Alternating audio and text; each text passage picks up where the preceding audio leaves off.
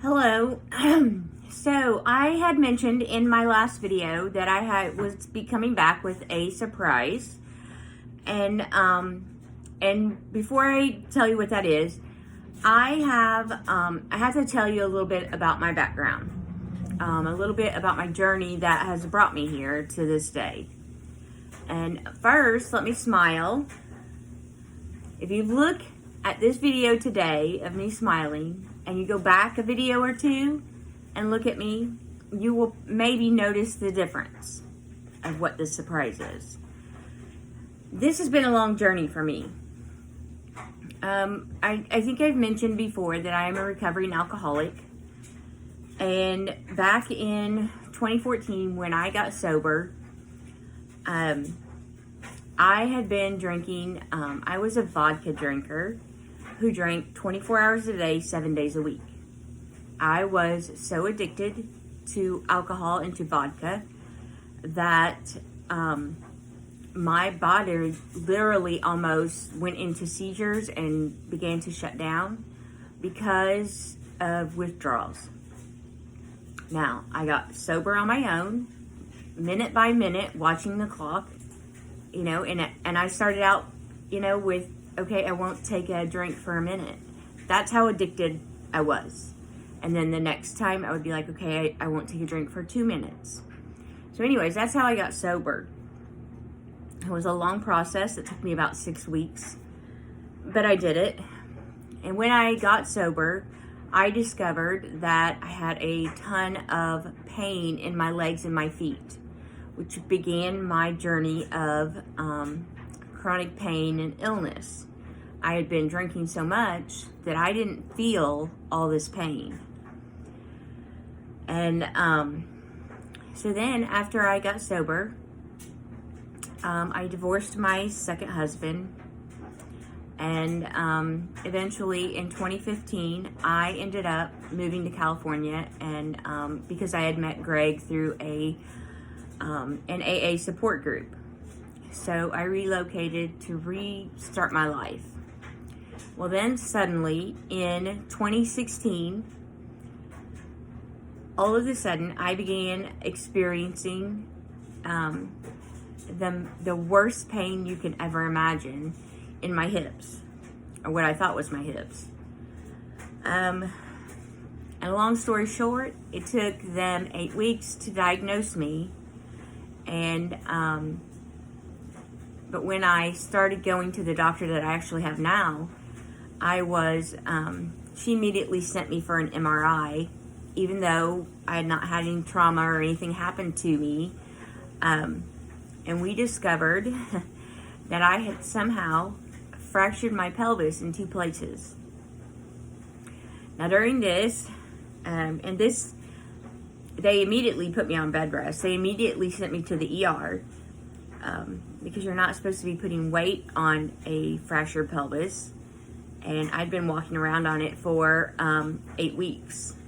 So I did a lot of damage compensating for my actual fractured, my right side of my pelvis, and ended up injuring my left side of my pelvis. So I was on bed rest for a year. Through that process, we discovered, they're looking for ways that I might have fractured my pelvis because I didn't fall. I didn't have any trauma to myself. They investigated Greg, of course, because the pelvis is the hardest bone to break in your body, and I had not fallen or anything, and I had a double fracture. Come to find out, with all the testing that they were doing, they discovered that I have MGUS, which is pre-multiple myeloma. And then we also discovered that we believe that my bones are malnourished because I had gastric bypass surgery back in 2003. So my body does not absorb vitamins and nutrients from food or even from supplements very well. Well, in this process, as you can imagine, my teeth began to become infected. break off, just different things. So then in 2017, I suddenly developed a small bowel obstruction. This was caused by, I had lost all my back teeth and I could not chew my food properly. So my food was going down without being chewed, and it caused a bowel obstruction, which nearly killed me. And then after that, my doctor made it a point to refer me to a special clinic, a special dental clinic here in California. And it was close to San Francisco. And they studied my case. They spoke with me, interviewed me, talked to me, and they ended up accepting my case, kind of like on almost a pro bono case, because I don't have my disability income yet. I'm on Medi-Cal, and I couldn't.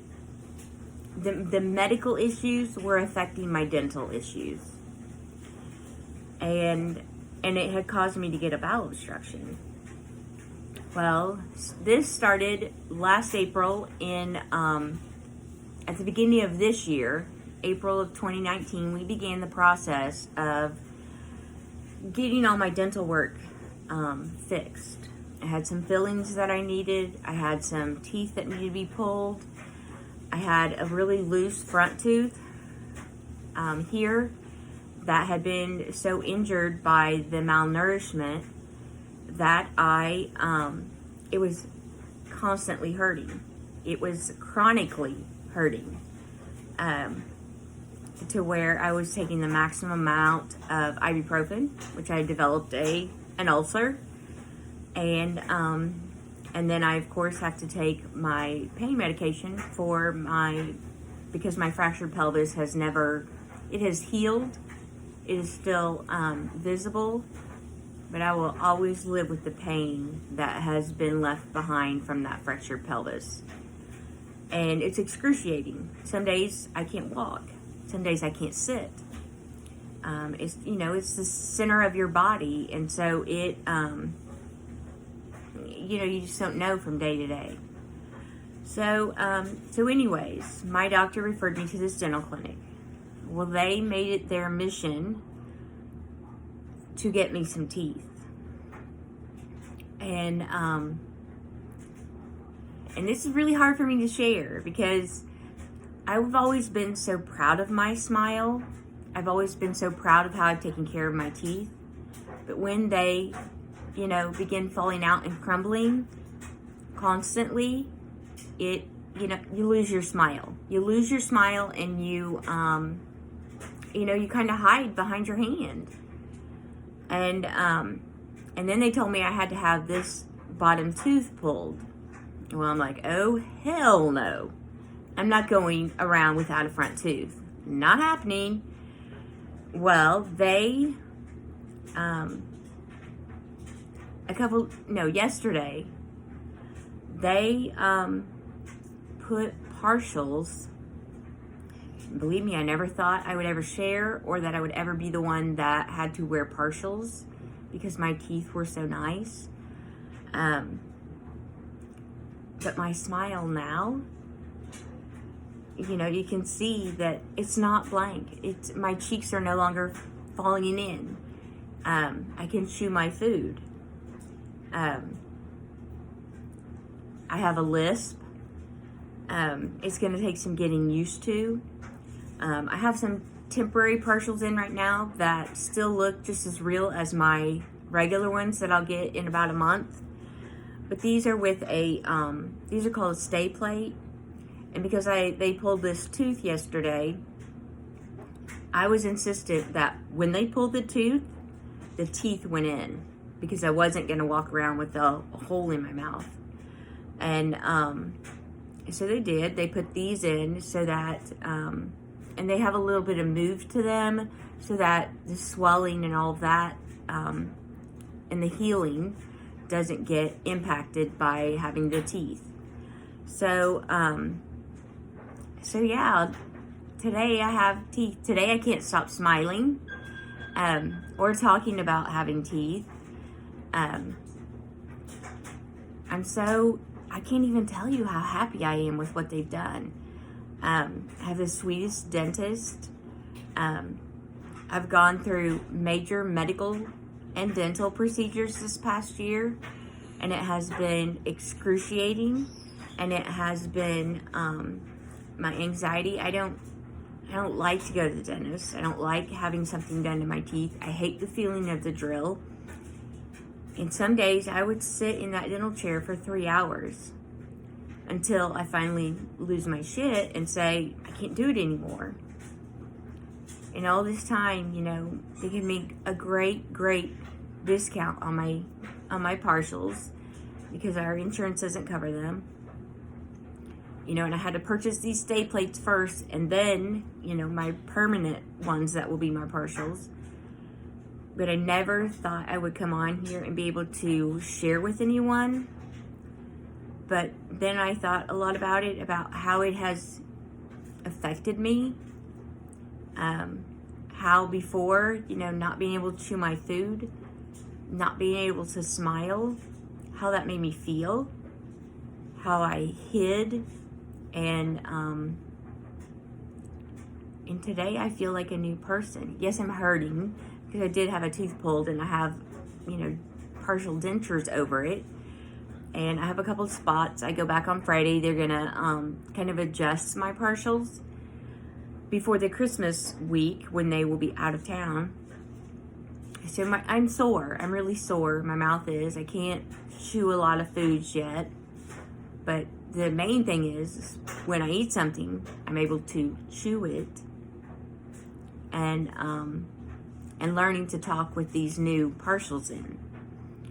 And then in about a month, when because my healing is so bad, it took me a year to heal a fractured pelvis, something that should have taken 3 months. It may take me a month or two to have this extraction heal to where I can get my my permanent partials.